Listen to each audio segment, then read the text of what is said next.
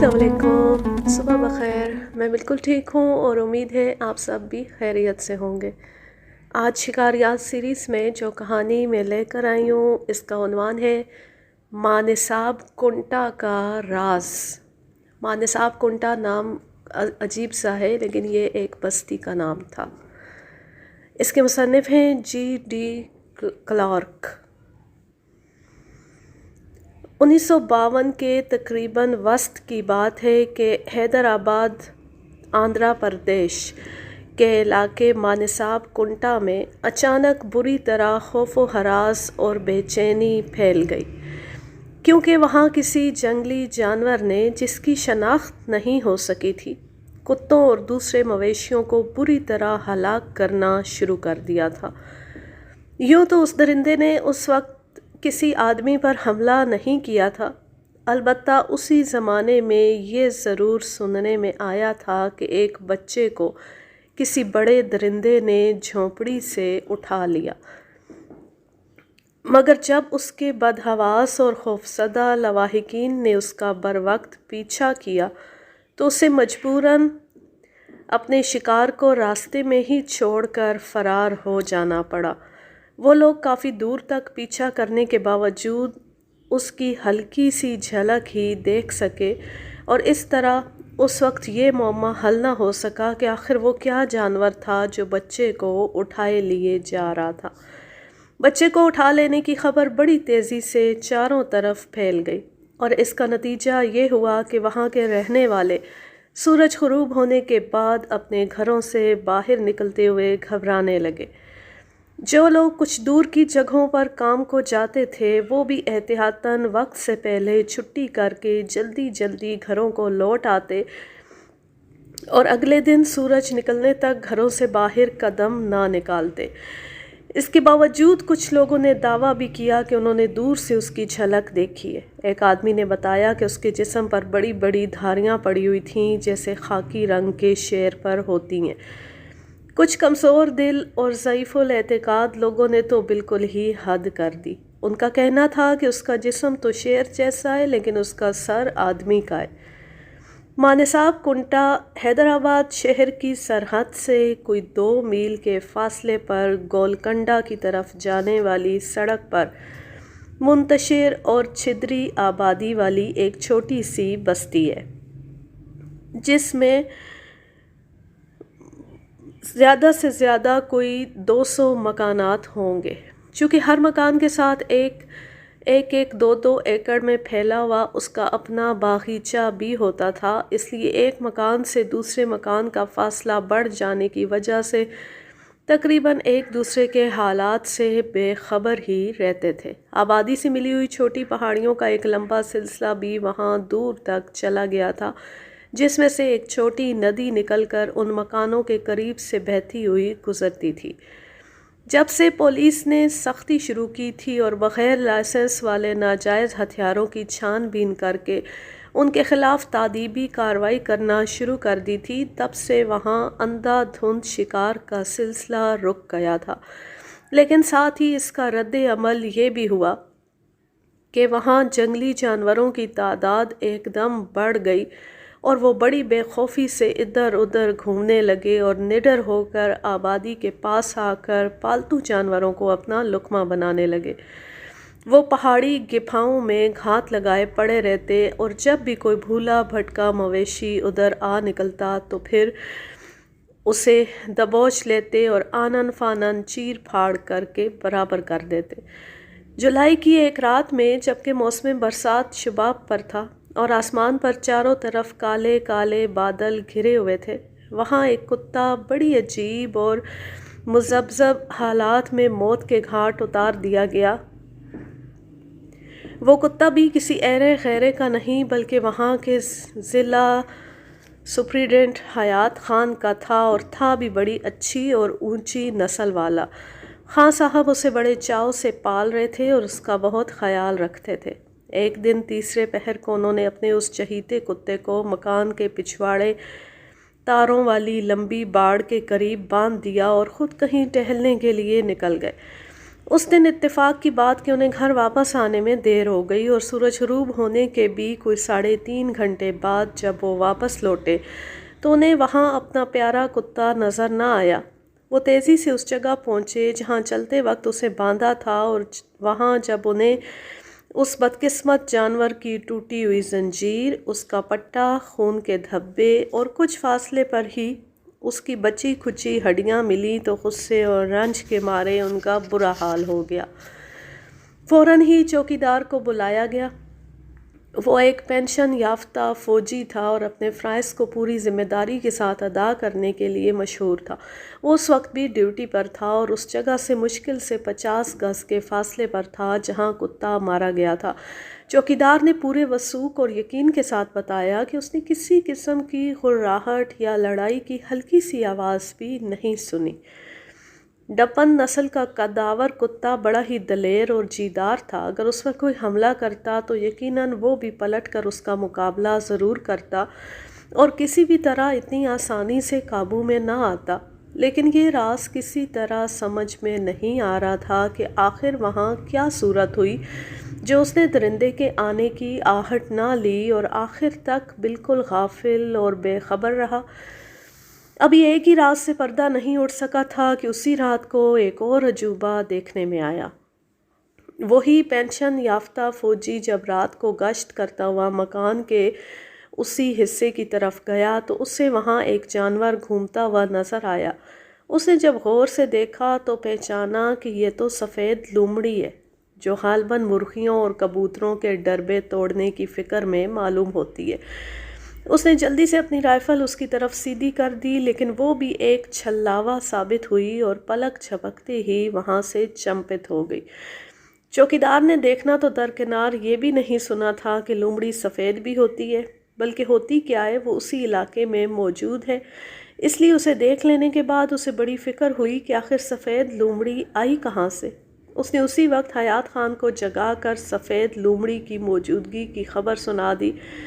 حیات خان اپنے کتے کے اس طرح مارے جانے سے پہلے ہی فکر مند تھے۔ جب چوکیدار نے انہیں بے وقت بیدار کر کے لومڑی کا قصہ سنا دیا تو ان کی خان صاحبیت چمک اٹھی اور انہوں نے اسی وقت بڑے جوش اور غصے کے عالم میں عہد کیا کہ وہ اس راز کی تہہ تک پہنچ کے رہیں گے، اور قسم کھائی کہ اب وہ قاتل کا پتہ لگا کر ہی دم لیں گے۔ حیات خان بڑے تندرست، جسیم اور ساتھ ہی بڑی اچھی سیرت اور شخصیت کے مالک تھے۔ یوں تو اس وقت ان کی عمر 40 سال سے کسی طرح کم نہ ہوگی، لیکن وہ ایک بہترین کھلاڑی کی طرح ہر وقت چاق و چوبند دکھائی دیتے تھے۔ میں جب شام کو ٹہلنے کے لیے ان کے مکان کے پاس سے گزرتا تو وہ اکثر صرف نیکر پہنے اپنے باغیچے کی خبرگیری کرتے ہوئے دکھائی دے جاتے، اور میں دل ہی دل میں ان کے جسم کی بناوٹ اور موزونیت کی تعریف کرتا ہوا آگے نکل جاتا۔ دوسرے بہت سے پولیس والوں کی طرح حیات خان کو بھی اپنے شکاری ہونے پر فخر تھا۔ وہ جرم کی تفتیش کرنے اور مجرم کا کھوج لگا لینے میں بھی خوب ماہر تھے۔ سفید لومڑی کی خبر سنتے ہی وہ فوراً بستر سے اٹھ کھڑے ہوئے، ٹارچ اٹھائی اور بہت احتیاط سے جائے واردات کو دیکھنے کے لیے نکل پڑے۔ نرم زمین پر بہت سے پیروں کے ملے جلے نشانات دکھائی دے رہے تھے۔ پیروں کے نشان دیکھ کر وہ اس نتیجے پر پہنچے کہ حملہ آور یقیناً کوئی بہت بڑا جانور ہے۔ انہوں نے خیال کیا کہ کہیں وہ کوئی چیتا ہی نہ ہو، اس لیے کہ ان کا کتا بغیر لڑے بھڑے اور گتھم گتھا ہوئے تو کسی اور کے قابو میں اس طرح آ نہیں سکتا تھا۔ بہت سی گڑبڑ لکیروں اور پنجوں کے نشانوں کے درمیان بہرحال وہ جو کچھ صورت رہی ہو، وہاں کی نرم زمین پر لڑتے ہوئے جانوروں کے پیروں کے پھسلنے کے نشانات بنے ہوئے تھے۔ کچھ فاصلے پر انہیں بالکل صاف نشان بھی مل گئے۔ وہ بالکل صاف صاف کسی کتے کے پیروں کے نشان کے مشابہ تھے۔ غور سے دیکھنے پر انہیں پتہ چلا کہ نشان دو طرح کے ہیں، ایک تو کسی بڑے جانور کے جو تقریباً 4.5 انچ چوڑے ہیں، اور دوسرے اس سے چھوٹے جن کی چوڑائی بمشکل 3 انچ رہی ہوگی۔ وہ پہچان گئے 3 انچ والے نشان یقیناً ان کے کتے کے ہی تھے۔ ان کے علاوہ قریب ہی کچھ چھوٹے چھوٹے نشان وہاں اور بھی تھے، جیسے کسی پلے یا بلی کے پنجوں کے ہوتے ہیں۔ حیات خان بڑے نشانوں کے سہارے چلتے چلتے دور ندی کے پاس تک چلے گئے۔ لیکن پہاڑیوں کے پاس پہنچنے پر وہ کھوج بھی دکھائی دینا بند ہو گئے۔ مجبوراً کافی دیر پریشان ہونے کے بعد وہ اپنے مکان پر واپس آ گئے۔ اس رات بیچارے پوری نیند بھی نہ لے سکے اور بقیہ تمام رات کروٹیں بدلتے ہی گزار دی۔ وہ چارپائی پر پڑے خیالی نقشے بناتے رہے کہ کس طرح حملہ آور آیا ہوگا اور کس طرح دونوں میں کشمکش ہوئی ہوگی، لیکن اس کے باوجود ان کا ذہن کوئی واضح تصویر نہ پیش کر سکا۔ اگلے دن جب انہوں نے پولیس اسٹیشن پر اس کا تذکرہ کیا تو انہیں چاروں طرف سے تعزیتی پیغام، مختلف مشورے اور ہدایتیں ملنا شروع ہو گئیں، لیکن صحیح معنوں میں وہ لوگ بھی اس معمے کو حل کرنے میں ناکام رہے اور کوئی معقول تجویز نہ پیش کر سکے۔ شام کو جب حیات خان دفتر سے رخصت ہونے لگا تو ان سے ایک بوڑھا بڑھائی آ کر ملا۔ یہ بڑے میاں بھی پولیس کی ملازمت میں تھے اور بہت پہلے جنگلی جانوروں کو پنجروں میں پھانسنے کا کام کیا کرتے تھے۔ انہوں نے جب اپنے بڑے حاکم کے نقصان کی خبر سنی تو ان کا دل نہ مانا اور رضاکارانہ طور پر اس نادیدہ قاتل کو زندہ پکڑنے کا ارادہ ظاہر کیا اور خان صاحب سے درخواست کی کہ وہ اس کی اجازت دے دیں۔ اس نے بڑے دعوے کے ساتھ کہا، اگر وہ کوئی بھوت بھی ہو حضور، تب بھی میں اسے معاف نہیں کروں گا اور اس کے کان پکڑ کر آپ کے سامنے لا حاضر کروں گا۔ لیکن حیات خان نے یہ تجویز حقارت سے ٹھکرا دی۔ جہاں دیدہ بوڑھے نے بھی اس وقت مزید اصرار کرنا مناسب نہیں سمجھا اور ایک فرما بردار غلام کی طرح فوراً خاموشی اختیار کر لی۔ دوسری رات کو ایک اور پالتو کتے کی باری آ گئی۔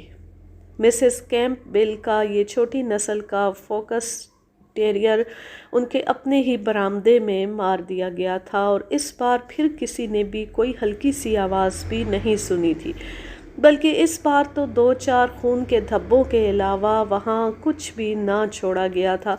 حیات خان کو جب اس حادثے کی خبر ملی تو وہ اسی وقت جائے واردات پر پہنچے، لیکن باوجود کوشش کے کوئی بھی کارآمد سراغ نہ لگا سکے۔ اس کے بعد 2 دن تک سکون رہا، لیکن تیسرا دن خالی نہیں گیا اور اسی طرح پھر خاموشی سے ایک کتا موت کے گھاٹ اتار دیا گیا۔ البتہ اس بار یہ ضرور ہوا کہ ایک مالی نے حملہ آور کو دیکھ لیا، لیکن اس نے درندے کا جو سراپا بتایا اس سے بھی کوئی واضح اور صاف شکل نہ بن سکی۔ اس نے کہا تھا کہ وہ نہیں سمجھ سکا کہ وہ کون سا جانور ہے۔ اس پر کالی کالی اور بھوری بھوری لمبی دھاریاں پڑی ہوئی تھیں۔ وہ بہت بڑا تھا، بالکل گدھے کے برابر اور خوب موٹا تازہ۔ وہ اس سے زیادہ اور کچھ نہ دیکھ سکا، اس لیے کہ اس کے کہنے کے مطابق وہ ایک سائے کی طرح آیا اور چھلاوے کی طرح ایک دم غائب بھی ہو گیا۔ اس نے یہ بھی بتایا کہ جب وہ کتے کی طرف بڑھ رہا تھا تب ہی اس کی نگاہ اتفاقاً اس پر پڑ گئی تھی۔ اس نے حملہ کرتے وقت کوئی آواز نہ نکالی اور اچانک بے خبری کے عالم میں کتے پر جا پڑا اور ایک دم اس کا گلا اپنے بھاری اور مضبوط جبڑے میں دبا کر ایک ہی جھٹکے میں اس کی موٹی زنجیر اس طرح توڑ دی جیسے وہ زنجیر لوہے کی بنی ہوئی نہ ہو بلکہ کمزور سوت کے دھاگے سے بنی ہو۔ زنجیر توڑنے کے بعد وہ کتے کو اسی طرح منہ میں دبائے باغ کی طرف چلا گیا اور یہ سارا کھیل بس چند لمحوں میں ہی پورا ہو گیا۔ یہ راز اور گہرا ہو گیا جب کچھ دنوں بعد کسانوں کا ایک وفد حیات خان کے پاس آیا اور ان سے درخواست کی کہ یا تو وہ ان کی حفاظت کے لیے پولیس کا بندوبست کریں ورنہ انہیں منظوری دیں کہ وہ بندوق وغیرہ رکھ کر اس نادیدہ دشمن سے اپنی حفاظت کر سکے۔ ان لوگوں کا بھی ایک کتا اور ایک گھوڑا مارا جا چکا تھا اور اسی لیے وہ سخت فکر مند تھے کہ آئندہ کہیں کوئی اس سے بڑا حادثہ نہ ہو جائے۔ ان میں سے بھی ایک آدمی نے دعویٰ کیا تھا کہ اس نے خونی درندے کو دیکھا ہے۔ اس نے بتایا کہ آج رات وہ کھیتوں کو دیکھتا بھالتا اپنی فالیس کی طرف جا رہا تھا، چونکہ خربوزے تربوزوں کی فصل تیاری پر ہے اور کبھی کبھی چور رات کی سیاہی کا فائدہ اٹھا کر ان پر ہاتھ صاف کر جاتے ہیں، اس لیے وہ رات میں 1-2 بار گھوم پھر کر اس طرف ضرور چلا جاتا ہے۔ جب وہ آخری بار فالیس کی طرف گیا تو اس وقت رات کے 3 بجے ہوں گے۔ دن نکلنے میں ابھی خاصی دیر تھی۔ آسمان پر اکا دکا بادل ہوا کے سہارے تیرتے پھر رہے تھے اور ان کی وجہ سے چاند کی روشنی زمین پر رک رک کر پڑ رہی تھی۔ اچانک اس نے دیکھا کہ ایک سفید لومڑی تیزی سے اس کے سامنے سے گزری اور ایک ٹیلے پر چڑھنے لگی۔ ٹیلے پر چڑھتے چڑھتے وہ بھی کچھ ٹھٹکی اور گردن گھما کر اس کی طرف دیکھا۔ اس کے کھڑے کان اور گچھے دار دم دیکھ کر تو اب کسی شک کی گنجائش ہی نہ رہی تھی۔ اسے بڑی فکر ہوئی کہ سفید لومڑی جیسے کسی نایاب جانور کا اتنے تڑکے دیکھنا کہیں کسی حادثے یا انہونی کا پیش خیمہ نہ ہو۔ لومڑی کے پیچھے پیچھے اس نے بھی جلدی جلدی قدم بڑھائے اور ٹیلے پر چڑھ کر ادھر ادھر دیکھنے لگا کہ وہ کس طرف نکل گئی۔ اس کا اندیشہ صحیح ثابت ہوا۔ ٹیلے پر اس نے جو نظارہ دیکھا اس کے ہوش اڑا دینے کے لیے کافی تھا۔ اس کے گھوڑے کو جو ایک لمبی رسی کے سہارے بندھا ہوا وہاں گھاس چار رہا تھا، کسی درندے نے دبوچ رکھا تھا۔ گھوڑا کھڑا ہونے کی کوشش میں زور زور سے لاتیں چلا رہا تھا اور اس چالاک قاتل نے اس کے مضبوط سموں کی ضرب سے بچتے ہوئے پشت کی طرف گھوڑے کی گردن میں دانت گاڑ رکھے تھے جس سے گاڑھا گاڑھا خون رس رہا تھا۔ اس کے کہنے کے مطابق قاتل بہت بڑا تھا اور کالی بھوری دھاریوں والا ایک ایسا درندہ تھا جس سے پہلے نہ تو اس نے دیکھا تھا اور نہ ہی سنا تھا۔ وہ خوف کے مارے بت بنا ہوا اپنی آنکھوں کے سامنے اسے قتل ہوتے ہوئے دیکھتا رہا اور کچھ کرنا تو درکنار اس کے منہ سے آواز تک نہ نکلی۔ اس نے دیکھا کہ وہی سفید لومڑی پھرتی سے ایک طرف سے آئی اور اس افریت سے اپنا جسم رگڑنے لگی۔ بڑا درندہ فوراً چمک کر کھڑا ہو گیا۔ اس نے اپنا بھاری سر تیزی سے کسان کی طرف گھمایا اور چمک سے محروم سیاہ آنکھوں اور خون آلودہ جبڑے والا اپنا مکروہ اور خوفناک چہرہ اس کے سامنے کر دیا۔ اس کے نتنوں سے ایک درشت اور نہایت مکروہ سی آواز خارج ہوئی اور لمبے لمبے دانتوں والا اس کا بھیانک خون آلود منہ کچھ اور کھل گیا۔ درندے کے بدلتے ہوئے تیور دیکھ کر کسان کی رہی سہی ہمت بھی جواب دے گئی اور وہ ایک کٹے ہوئے پیڑ کی طرح غش کھا کر زمین پر گر پڑا۔ کافی دیر کے بعد جب غشی کا دورہ ختم ہوا اور اس کے ہوش و حواس درست ہوئے تو اس نے دیکھا کہ وہ عجیب و غریب جانور اور اس کا دوست دونوں وہاں سے چمپت ہو چکے ہیں۔ گھوڑا بالکل ٹھنڈا پڑ چکا ہے اور اتنی دیر میں اس کی گردن کا آدھے سے زیادہ گوشت بھی وہ موذی صاف کر گیا ہے۔ اس خبر کے سنتے ہی حیات خان فوراً اس جگہ پہنچے اور بہت غور سے مردہ گھوڑے کے آس پاس کی زمین کا معائنہ کرنے لگے، لیکن اس بار بھی پنجوں کے نشانوں نے ان کی رہنمائی نہیں کی، کیونکہ پہلے کی طرح وہ بھی آگے جا کر پہاڑیوں میں غلط ملت ہو گئے تھے۔ وہ ان کی شکل اور چوڑائی دیکھ کر پھر الجھن میں پڑ گئے اور حسب سابق کوئی خاطر خواہ فیصلہ نہ کر سکے کہ آخر قاتل کون سا جانور ہے۔ بالآخر انہوں نے یہ طے کیا کہ آج رات وہ یہیں بیٹھ کر قسمت آزمائی کریں۔ ممکن ہے آج ہی اس سے ٹکراؤ ہو جائے۔ چونکہ مردہ گھوڑے کو دیکھ کر گدھ وغیرہ آسمان پر منڈلانے شروع ہو گئے تھے، اس لیے انہوں نے ان مردار خوروں سے بچانے کے لیے گھوڑے پر گھاس پھوس اور کانٹے دار جھاڑیاں ڈلوا دیں۔ اس کے بعد پاس ہی ایک مناسب پیڑ پر ان کے لیے مچان باندھ دیا گیا اور پھر سب لوگ اپنے اپنے گھروں کو واپس لوٹ آئے۔ شام کے کھانے سے فارغ ہو کر سورج غروب ہونے سے پہلے حیات خان اکیلے وہاں آ گئے اور انہوں نے مردہ گھوڑے کے اوپر سے جھاڑیاں ہٹا کر دور پھینکی اور خاموشی سے مچان پر جا کر بیٹھ گئے۔ تھوڑی دیر بعد سورج غروب ہو گیا اور چاروں طرف رات کی سیاہی اور جھینگروں کے شور کا دور دورہ شروع ہو گیا۔ کچھ دیر بعد چاند کی روشنی نے سیاہی کو تو بہت حد تک کم کر دیا، لیکن حشرات الارض کا راگ الاپنا بدستور جاری رہا۔ چونکہ آس پاس زیادہ پیڑ نہیں تھے اس لیے وہاں کی ہر چیز چاند کی روشنی میں صاف نظر آ رہی تھی۔ حیات خان کو اطمینان تھا کہ اگر وہ دوبارہ یہاں آ گیا تو پھر کسی حالت میں بچ کر یہاں سے نہ جا سکے گا۔ اسی امید میں جاگتے جاگتے صبح کے 4 بج گئے، لیکن انہیں کہیں کوئی ہلکی سی جنبش بھی دکھائی نہ دی اور ان کی آنکھیں اور رائفل قاتل کا خیر مقدم کرنے کے لیے ترستے رہے۔ آخر اس انتظار سے تنگ آ کر جب وہ تکلیف دہ طویل بیداری کے بعد مچان سے اترنے کا ارادہ کر ہی رہے تھے کہ ان کی نگاہ سفید لومڑی پر پڑ گئی، جس کا چرچا وہ کئی بار سن چکے تھے۔ انہوں نے فوراً اس کے آس پاس نگاہیں گھما کر دیکھا، لیکن دور دور تک کوئی دوسرا نفس نظر نہ آیا۔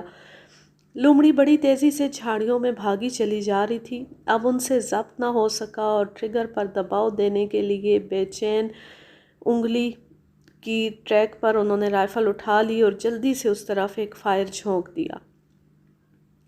لیکن چونکہ رات کی خنکی اور کچھ دیر پہلے کی ہلکی پھوار کی وجہ سے ان کے بازو اکڑ گئے تھے، اور دوسرے اتنی مدت میں لومڑی بھی دور جھاڑیوں میں پہنچ چکی تھی اور وہاں بس ایک سائے کی طرح ہی دکھائی دی تھی، اس لیے ان کا نشانہ کارگر ثابت نہ ہوا۔ مجبوراً جس طرح خاموشی سے آئے تھے، اسی طرح چپ چاپ وہ اپنے گھر واپس لوٹ آئے۔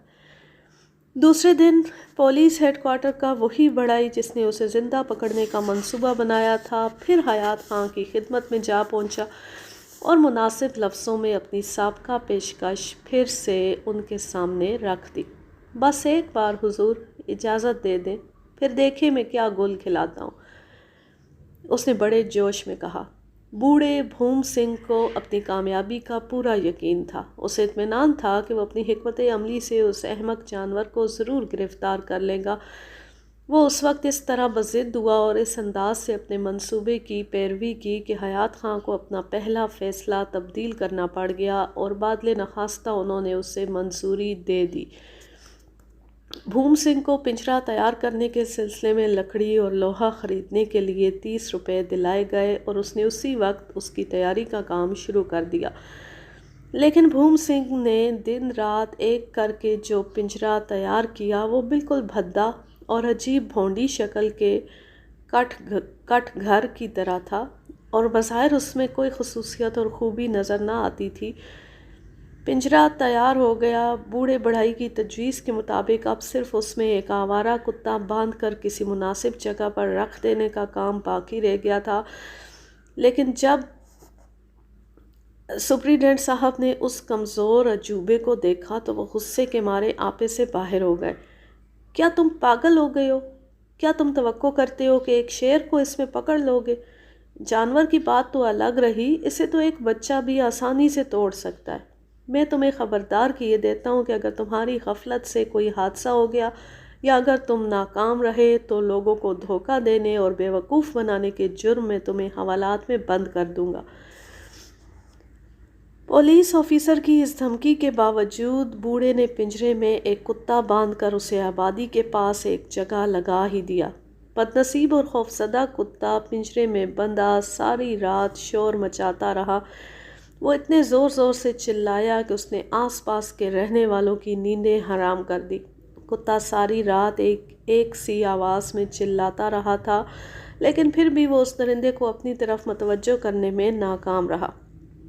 بوڑھے میاں بھی پنجرے سے کچھ فاصلے پر ایک جگہ چھپے ہوئے بیٹھے رہے اور انہوں نے بھی ساری رات جاگتے گزار دی۔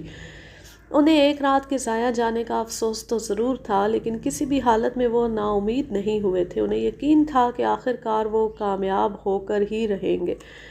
گھر پر کچھ دیر آرام کرنے کے بعد جب وہ اپنی ڈیوٹی پر حاضر ہوئے تو انہیں پھر حیات خان کے غصے کا سامنا کرنا پڑا۔ خان صاحب نے بتایا کہ صبح سے کئی آدمی آ کر شکایت کر چکے ہیں کہ ساری رات کتا ان کے کانوں کے پاس چلاتا رہا، جس کی وجہ سے وہ بالکل نہ سو سکے۔ اس کے علاوہ وہ کتے کے رونے کو بڑی بدشگونی سمجھتے تھے اور انہیں قطعاً یہ منظور نہ تھا کہ ان کے محلے میں اس طرح کی منحوس آوازیں پھر سنائی دیں۔ ان شکایتوں سے تنگ آ کر حیات خان نے بھوم سنگھ کو تاکید کی کہ وہ اپنی اس بازی گری کو بند کر دے اور اس انوکھی ایجاد کو کسی اور وقت کے لیے اٹھا رکھے۔ لیکن بھوم سنگھ نے اس بار چپ چاپ ان کے حکم پر سر تسلیم خم نہیں کیا، بلکہ بڑی خوشامد اور لجاجت کے ساتھ گڑ گڑا کر درخواست کی کہ وہ 2 دن کی مہلت اور دے دیں۔ اس نے یہ بھی وعدہ کیا کہ وہ زندہ کتا نہیں باندھے گا۔ حضور میں کسی بھی طرح ناکام نہیں ہوں گا۔ آپ مجھے بیوقوف اور ایک ضدی احمق سمجھ رہے ہوں گے، لیکن میں ان جنگلی جانوروں کی نفسیات سے اچھی طرح واقف ہوں اور انہیں اپنے بچوں سے بھی زیادہ بہتر طریقے سے جانتا ہوں۔ حالانکہ میں نے ابھی پوری طرح اس پر غور نہیں کیا ہے، لیکن مجھے یقین ہے کہ یہ خونی جانور کوئی اور نہیں بلکہ ایک عمر رسیدہ لکڑ بھگڑ ہے، اور وہ بھی مادہ۔ مجھے اب صرف 2 راتوں کو اور کوشش کرنے دیجیے، پھر بھی اگر میں کامیاب نہ ہوا تو آپ کو اختیار ہوگا، اس کے بعد آپ جو بھی سلوک میرے ساتھ کرنا چاہیں کریں، مجھے کوئی شکوہ نہ ہوگا۔ بوڑھے کی باتیں سن کر حیات خان کا غصہ کم ہو گیا، اور کافی خوش آمد اور یقین دہانیوں کے بعد بہرحال انہوں نے اسے اجازت دے ہی دی۔ بھوم سنگھ نے وہ پورا دن ان مختلف مقامات کے معائنے میں صرف کیا جہاں جہاں وہ درندہ دیکھا گیا تھا یا اس نے وارداتیں کی تھی۔ وہ پانی کی گزرگاہوں اور کھیتوں پر بھی گیا اور ان لوگوں سے بھی ملاقات کی جنہوں نے کہا تھا کہ ہم نے اسے دیکھا ہے۔ بظاہر اس کی تفتیش کوئی مفید اور کارآمد ثابت نہیں ہوئی، کیونکہ وہ ایسے موقعوں پر منہ ہی منہ میں بڑبڑاتے اور بار بار گردن کو ادھر ادھر ہلاتے ہوئے دیکھا گیا، جیسے ان انکشافات نے اسے مطمئن نہیں کیا ہے۔ وہ پتنگ بازی کا زمانہ تھا۔ بڑا ہی تھک کر راستے میں ایک جگہ پانی کے کنارے بیٹھ گیا تھا کہ اس نے آسمان پر 2 پتنگیں اڑتی ہوئی دیکھی۔ وہ کھلی فضا میں لہرا لہرا کر آنکھ مچولی کا کھیل کھیل رہی تھیں۔ کبھی تو وہ کتراتی ہوئی دور نکل جاتیں اور کبھی ایک دوسرے کے پیچھے لپکنے لگتیں۔ آخر اس کے دیکھتے ہی دیکھتے وہ باہم ٹکرا گئیں۔ ان میں پیچ پڑ چکا تھا۔ انہیں دیکھ کر مان بڑھائی کے دماغ میں ایک خیال ابھرا اور وہ جوش کے عالم میں ایک دم کھڑا ہو گیا۔ اس کے دماغ نے سفید لومڑی کے وجود پر غور کرنا شروع کر دیا تھا، جو کسی نہ کسی شکل میں اصل درندے سے منسلک تھی اور جسے غلطی سے اس نے اب تک کوئی اہمیت نہ دی تھی۔ اب بھوم سنگھ نے زندہ کتے کی جگہ مردہ کتے کو باندھنے کے بعد اس بدنام پنجرے میں ایک زندہ چوزے کا بھی اضافہ کر دیا تھا۔ چوزے کو سلاخوں کے پاس پھڑپھڑاتے اور مرے ہوئے کتے کی بو ہوا میں تحلیل ہوتی ہوئی چھوڑ کر وہ بجائے زمین پر کہیں بیٹھنے کے اس بار کچھ فاصلے پر ایک پیڑ پر چڑھ کر بیٹھ گیا اور احتیاطاً اپنے آپ کو پتوں میں اچھی طرح چھپا لیا۔ وہ آج بھی ساری رات جاگ کر نگرانی کرنے کا فیصلہ کر چکا تھا۔ تھوڑی دیر بعد خوب اندھیرا پھیل گیا اور ندی نالوں سے جھینگر اور مینڈکوں کے بولنے اور ٹررانے کی مسلسل آوازیں آنے لگیں، جس کی وجہ سے ماحول میں ایک عجیب سا تناؤ پیدا ہو گیا۔ کچھ دیر بعد ہلکی ہلکی پھوار بھی پڑنا شروع ہو گئی، جس نے ان آوازوں کو اور بھی پراسرار بنا دیا۔ بھوم سنگھ کو ساری رات جاگتی گزر گئی۔ وہ تکلیف دہ حالت میں بغیر ہلے جلے ایک شاخ سے چپکا بیٹھا رہا۔ بارش اور تیز ہوا کی وجہ سے جیسے تیسے رات کے 2 بجے تک تو جاگتا رہا، لیکن اب اس کی قوت برداشت جواب دے چکی تھی اور مزید اسی طرح بیٹھے رہنا اس کے لیے ناممکن ہو گیا تھا۔ اس لیے اس نے ارادہ کیا کہ کسی مناسب جگہ پر لیٹ کر اپنی کمر سیدھی کر لے۔ وہ اترنے کا ارادہ کر ہی رہا تھا کہ اچانک ایک زوردار کھٹاک کی آواز سنائی دی۔ پنجرے کا دروازہ جھٹکے کے ساتھ بند ہو چکا تھا۔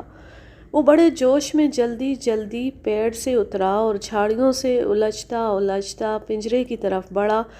وہ یہ جاننے کے لیے بے قرار ہو رہا تھا کہ آخر اس نے کون سا جانور پھنسا لیا ہے۔ اس کی حیرت اور خوشی کی انتہا نہ رہی جب اس نے دیکھا کہ پنجرے کے اندر ایک دیو قامت لکڑ بھگا بند ہو چکا ہے۔ اس کی ٹانگوں کے قریب وہی سفید لومڑی بھی کھڑی ہے جس کا تذکرہ اس نے بارہا سنا تھا۔ لکڑ بھگا اتنا بڑا تھا کہ اس کی وجہ سے پنجرہ بالکل بھر گیا تھا اور اتنی جگہ بھی نہ رہی تھی کہ وہ آرام سے آگے پیچھے ہو سکے۔ وہ اپنے پچھلے دھڑ کے سہارے بیٹھا ہوا اپنے طاقتور سر سے بار بار پنجرے کی چھت میں ٹکریں مار رہا تھا۔ وہ اس کوشش میں تھا کہ کسی طرح اوپر کا تختہ توڑ دے۔ جہاں دیدہ بوڑھے نے اس کے چہرے کی ایک جھلک دیکھتی سمجھ لیا تھا کہ لکڑ بھگے کی آنکھیں روشنی سے قطعی محروم ہیں۔ جب وہ پنجرے کے کچھ اور قریب گیا تو لومڑی نے اس کی طرف منہ کر کے زور سے پھنکار ماری۔ فوراً ہی لکڑ بھگے نے اپنی گردن اس طرف گھمائی۔ اس نے اپنی ناک سکیڑی اور غضبناک ہو کر نہایت ڈراؤنے انداز میں حلق سے مکروہ آوازیں نکالنی شروع کر دی۔ بوڑھے نے جلدی سے ایک بڑی لکڑی اٹھائی اور اس کی مدد سے لکڑبھگے کو اچھل کود سے باز رکھنے اور پنجرے کو توڑنے کی اس کی کوششوں کو روکنے کی جدوجہد میں لگ گیا۔ جب بھی وہ پنجرے کی چھت توڑنے کی کوشش کرتا تو بوڑھا فوراً لکڑی اس کے منہ پر چبو دیتا اور وہ غصے میں لکڑی کو دانتوں میں پکڑ کر چبا ڈالتا۔ آخر دسیوں لکڑیاں اس طرح چبوا دینے کے بعد خدا خدا کر کے دن نکلا اور اس کے ساتھی مدد کے لیے پہنچ گئے۔ جلدی جلدی ایک بہت بڑا اور مضبوط پنجرہ فراہم کیا گیا تاکہ دونوں کو اس میں منتقل کر کے چڑیا گھر بھیجا جا سکے۔ جب انہیں نئے پنجرے میں منتقل کیا جا رہا تھا تو لومڑی کو اپنی پھرتی اور مکاری دکھانے کا موقع مل گیا اور وہاں سے فرار ہونے میں کامیاب ہو گئی۔ لکڑبھگا بہر صورت چڑیا گھر پہنچ گیا، لیکن اس نے وہاں کھانے پینے سے قطعی انکار کر دیا اور اپنی گرفتاری کے ٹھیک 1 ہفتے بعد بھوکا پیاسا رہ کر مر گیا۔ جانوروں کے معالج اور ان کے ماہروں نے بڑے اہتمام اور توجہ کے ساتھ اس کی لاش کا طبی معائنہ کیا۔ وہ بالاتفاق رائے اس نتیجے پر پہنچے کہ اس کے دماغ میں رطوبت پیدا کرنے والے غدودوں کے اندر وہ بیماری پیدا ہو گئی تھی جس کی وجہ سے مریض کے جسم کی تمام ہڈیاں اپنی عام جسامت سے بڑھنا شروع ہو جاتی ہیں۔ وہ اپنے ہم جنسوں کے مقابلے میں کہیں زیادہ جسیم اور قداور ہو جاتا ہے، لیکن اس مرض میں ایک وقت وہ بھی آتا ہے کہ سینے کی ہڈیاں بڑھ کر دل کو دبا لیتی ہیں اور مریض کی موت واقع ہو جاتی ہے۔ اس بیماری کی سب سے بڑی نشانی یہ ہے کہ ہڈیوں کے پھیلنے اور بڑھنے کی وجہ سے سب سے پہلے آنکھیں متاثر ہوتی ہیں اور بینائی جاتی رہتی ہے۔ یہ لکڑبھگا بھی اسی مرض کا شکار تھا۔ اس میں کوئی شبہ نہیں رہا کہ سفید لومڑی اور اس بڑے لکڑبھگے میں بڑا گہرا تعلق قائم ہو چکا تھا، اور اس میں یقیناً کچھ اس طرح کا خاموش لیکن پکا معاہدہ ہو گیا تھا جس کی اکثر مثالیں جنگلی جانوروں میں مل جاتی ہیں۔ لومڑی اندھے لکڑبھگے کی رہنمائی کرتی تھی اور وہ اپنی زبردست طاقت سے منتخب زندہ جانور کو آنن فانن مار دیتا تھا، اور اس طرح یہ دونوں ایک دوسرے کی مدد سے اپنی زندگی گزار رہے تھے۔ اس زبردست سی انوکھی کہانی کا ماخذ ہے شکار بیتی، دہلی، سن 1970۔ اب میں لیتی ہوں آپ سے اجازت۔ جاں رہیں، خوش رہیں، شاد و آباد رہیں، ہنستے مسکراتے رہیں، اور اگر یہ کہانی یا میرا انداز پسند آئے تو اس چینل کو سبسکرائب ضرور کر لیں، بیل آئیکن کو ضرور پریس کریں تاکہ آنے والی ہر نیو ویڈیو کی نوٹیفیکیشن آپ کو بر وقت ملتی رہے، اور اس ویڈیو کو لائک کیجئے، زیادہ سے زیادہ شیئر کیجئے اور اچھا سا کومنٹ کیجئے۔ اللہ حافظ، اللہ نگہبان۔